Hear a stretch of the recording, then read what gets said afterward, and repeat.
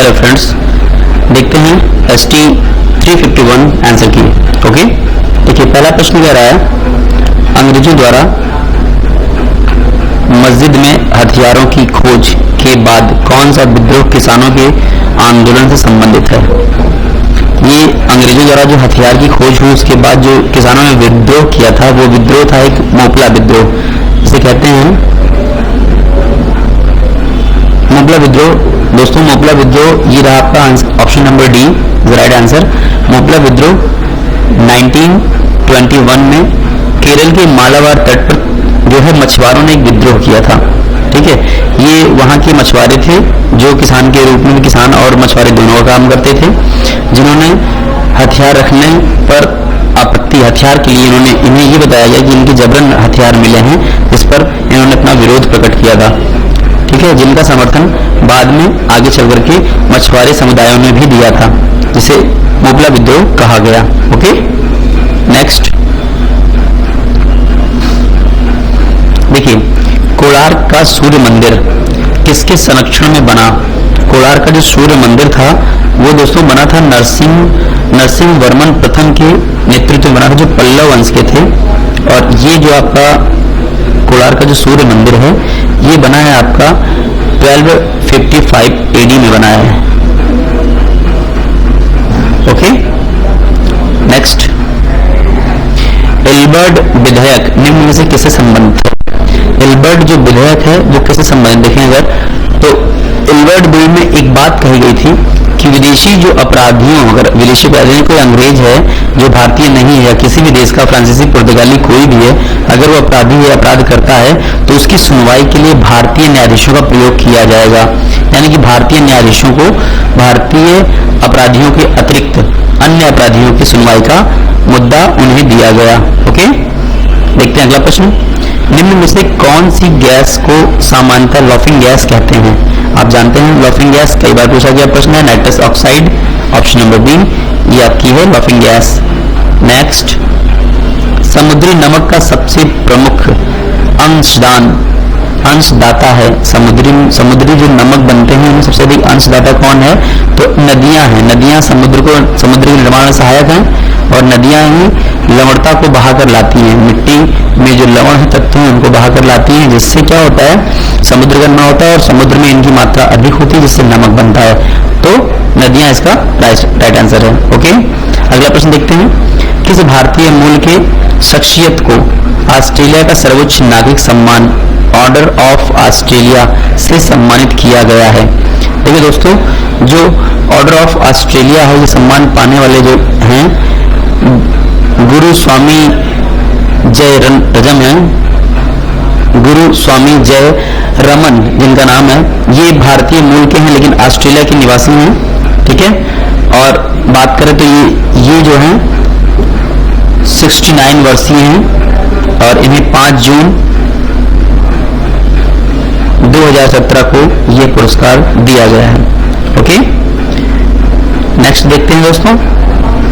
विश्व का सबसे बड़ा मंदिर किस देश में है। विश्व का सबसे बड़ा मंदिर अगर हम बात करें तो कंबोडिया में है। विश्व का सबसे बड़ा मंदिर कहाँ है, कंबोडिया, राजधानी नोमपे।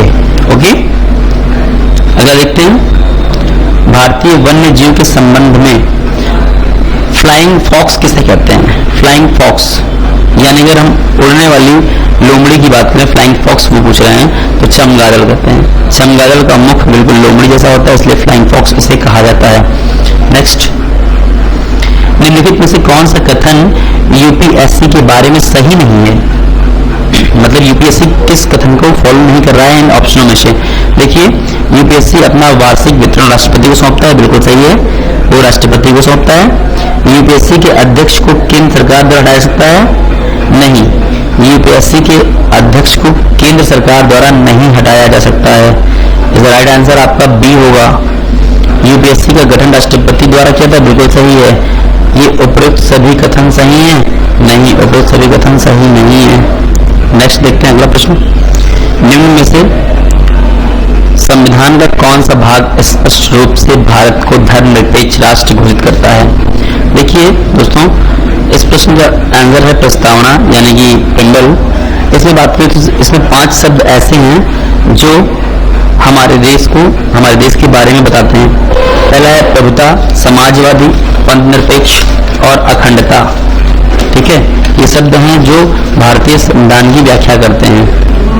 विवादास्पद अंगोरवाड, विवादास्पद ओंकारेश्वर बांध किस नदी पर स्थित है? मित्रों प्रश्न को समझ लें, फिर से एक बार देख लें। विवादास्पद जो चल रहा है ओंकारेश्वर जो बांध है वो किस नदी पर है? तो वो आपकी नर्मदा नदी पर है, और ये नर्मदा नदी एमपी में बहती है। जो एमपी नदी में ये बांध है, और एमपी नदी में इस बांध पर एक यानी कि जो जिला है उस जिले का नाम है खांडवा।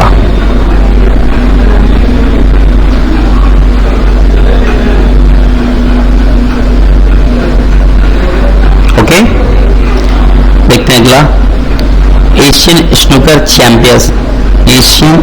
चैंपियन 2017 किस देश में टीम ने जीता है? एशियन स्नूकर चैंपियनशिप 2017 किस देश ने जीता है? तो वो है भारत ने जीता है। ऑप्शन नंबर सी, इंडिया ने इस बार का चैंपियनशिप जीता है। नेक्स्ट अगला देखते हैं। ब्रिक्स शिक्षा मंत्रियों की बैठक डैश में आयोजित हुई। कहाँ आयोजित हुई? यानी कि ब्रिक्स की जो शिक्षा मंत्री हैं उनकी बैठक कहाँ हुई थी? तो उनकी बैठक बीजिंग चीन में हुई थी। उनकी बैठक कब हुई है? बीजिंग चीन में हुई है, 5 जुलाई 2017 को हुई है। नेक्स्ट देखते हैं। Narendra Modi fill in the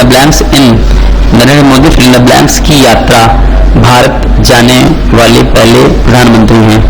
Narendra Modi fill in the blanks की यात्रा पर जाने वाले पहले भारतीय प्रधानमंत्री बने हैं। किस देश की यात्रा पर जाने वाले पहले भारतीय प्रधानमंत्री हैं?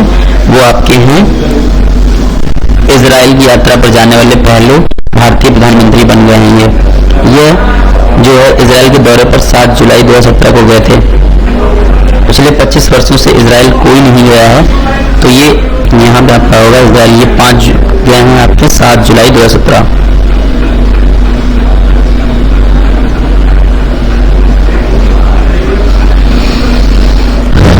नेक्स्ट, निम्न में से किस राष्ट्रीय ऋण के रूप में नहीं समझते हैं? इसमें किसे राष्ट्रीय ऋण के रूप में नहीं समझा जाता है? तो वो आपका राष्ट्रीय ऋण के रूप में जो नहीं समझते हैं तो वो है राष्ट्रीय बचत प्रमाण पत्र। राष्ट्रीय बचत प्रमाण पत्र यानी ऑप्शन नंबर ए, इसे राष्ट्रीय ऋण के रूप में नहीं देखा जाता है। एचडीआई को पाकिस्तानी अर्थशास्त्री ने डैश भारतीय अर्थशास्त्री अमृत सेन के साथ मिलकर बनाया है। एचडीआई को पाकिस्तान के अर्थशास्त्री फिल इन द ब्लैंक्स ने भारतीय शास्त्री अमृत सेन के साथ मिलकर के बनाया है। तो पाकिस्तान के अर्थशास्त्री का नाम पूछा गया, यहाँ पे कौन होंगे? तो महबूब उल हक हैं। महबूब उल हक जो हैं पाकिस्तान के अर्थशास्त्री हैं, जो भारत के अर्थशास्त्री से मिलकर के उन्होंने एचडीआई बनाया है। Okay, next. विटामिन के का वैज्ञानिक नाम है तथा यह फिर डैश संबंधित है। विटामिन के वैज्ञानिक नेम जो उसका है फ्लोक्यूनिन है, और ये खून जमाने में संबंधित है विटामिन के। ओके, क्लॉटिंग करने में सक्षम है। नेक्स्ट देखते हैं अगला प्रश्न। निम्न में से कौन सा ओपेक राष्ट्र नहीं है? ओपेक राष्ट्र की अगर हम बात करें तो मिस्र जो है ओपेक राष्ट्र नहीं है, क्योंकि ओपेक राष्ट्रों की सूची है वो इस प्रकार है। देखें, मित्र राष्ट्र जो ओपेक के संगठन के देश हैं वो अल्जीरिया है, अंगोला है, इक्वाडोर है, ईरान है, इराक है, कुवैत है, लीबिया है, नाइजीरिया है, कतर है, सऊदी अरब है, यूएई है और वेनेजुला है। ये इतने देश हैं जिसमें मिस्र का नाम नहीं आता है, तो मिस्र इससे बाहर है। ओके दोस्तों, नेक्स्ट देखिए, नेक्स्ट प्रश्न कह रहा है तीव्र शीशा विषाक्तता को इस रूप में भी जाना जाता है।